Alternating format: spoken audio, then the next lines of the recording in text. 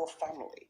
They don't care about the safety of our democracy or society. What they care about is being able to put ads on content, regardless of whether or not it is dangerous or errant nonsense. Now, a substantial proportion of the population believe one or another, whether it's about the moon landings or it's about JFK's assassination.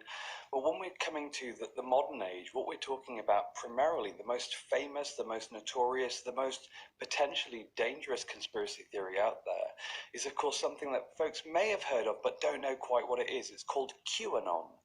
And it's a conspiracy theory, one of those big overarching conspiracy theories that the entire world's elites are in cahoots with each other, running an enormous pedophile ring, and that they drink the blood of young children. Now, that might sound bananas, but what is bananas for someone like me who studies the spread of conspiracy theories and the scale of these communities is that a substantial number of people believe them, double digits in terms of the percentage of the population in the United States where I live.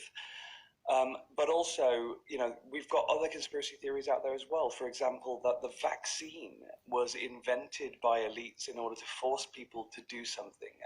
They say to put a microchip in them. They say to wear masks because apparently if you had ultimate power, your main aim would be to make people wear masks for a year. I'm going to Pittsburgh to give a speech next week for a conference called Eradicate Hate. Now, Eradicate Hate is set up by the survivors of, it's the families of the victims and the survivors of the Tree of Life Synagogue massacre in Philadelphia, in Pittsburgh, Pennsylvania.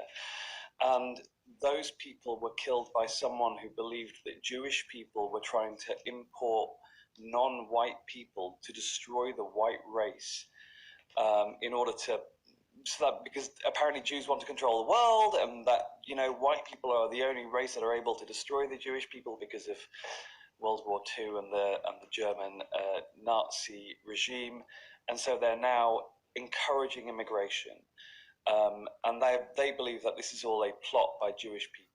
Now, that's taken lives there. It's taken lives in Christchurch, New Zealand. That's what the lunatic who massacred Muslims in Christchurch believed, the lunatic who massacred Jews in the Tree of Life Synagogue.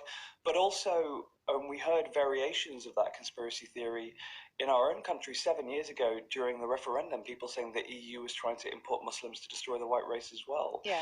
So these conspiracy theories have a price that's paid in lives. I think what's so worrying about what's happening right now, of course, is that we're seeing the mass distribution, the production and distribution of vast amounts of conspiracist nonsense that are then distributed through platforms, primarily digital platforms, for example, through Twitter, or as it's now known, X, or actually things that you might be much more familiar with at home, like YouTube and Rumble.